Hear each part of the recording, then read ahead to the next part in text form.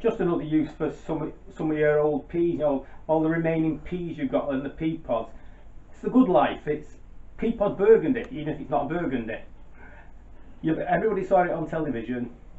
What's it like? I've no idea. I've seen several recipes, so we're going to have a try. Now, just to show you, we've got, it says four pound of pea pods. Well, there's some peas in there as well. That's simmering away with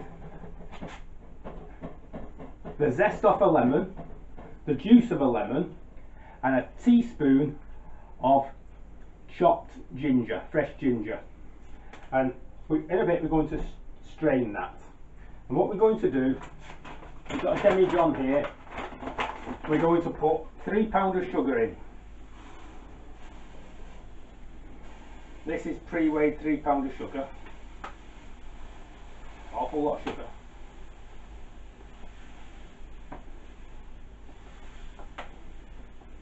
Then it either says you put some grape tannin in, or a cup of black tea. 1 cup of black tea. To do that,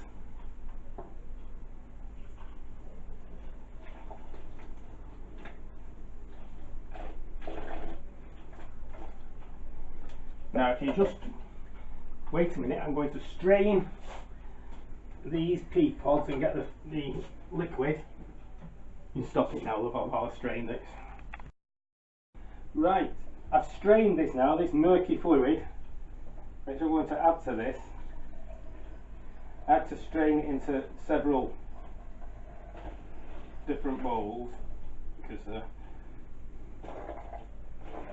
now there's some bit of debris in there. There's some recipes say you need to add some pectolase, which is an enzyme to stop it going cloudy. Others don't mention it, so I don't really know. Initially I'm not going to add it, and we're going to wait and see, and if it looks like it's cloudy you can always add a bit of pectolase later. A bit of a trick to start trying to get the sugar dissolved. It'll take a little while to dissolve that. Get the rest of this in gradually. What I'll have to do when I've got this in is leave it to cool, and then I will add some yeast nutrients and a wine yeast. I'm actually going to use one of my favourite yeasts, which is a champagne yeast, because it makes a nicer, drier wine.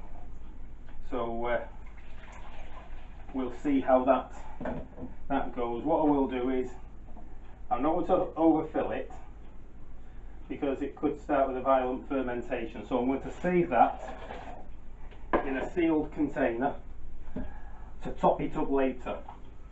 So I will then add the yeast nutrients, the wine yeast, and fit an airlock, and we'll get it going.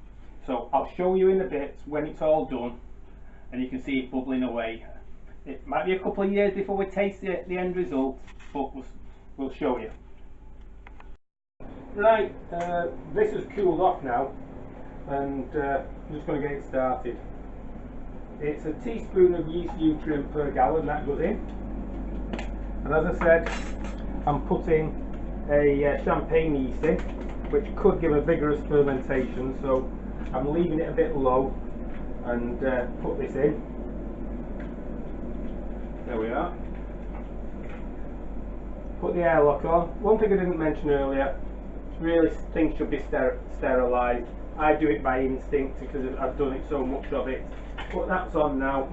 In a little while it'll be bubbling away and when it's finished the first vigorous fermentation, I'll put this other pea juice in for it. Incidentally, you might want to look there, Kathy and I have just been doing some more courgette chips, and we're trying some cucumber chips. We'll let you know how they come on, because Kathy's come round to help me, and she's brought her little dog Logan. That is a dog.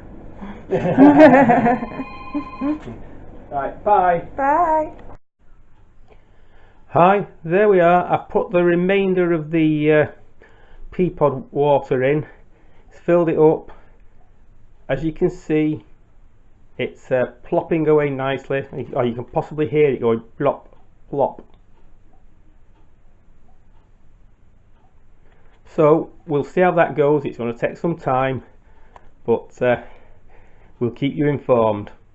Goodbye. If you like this, remember to subscribe, please.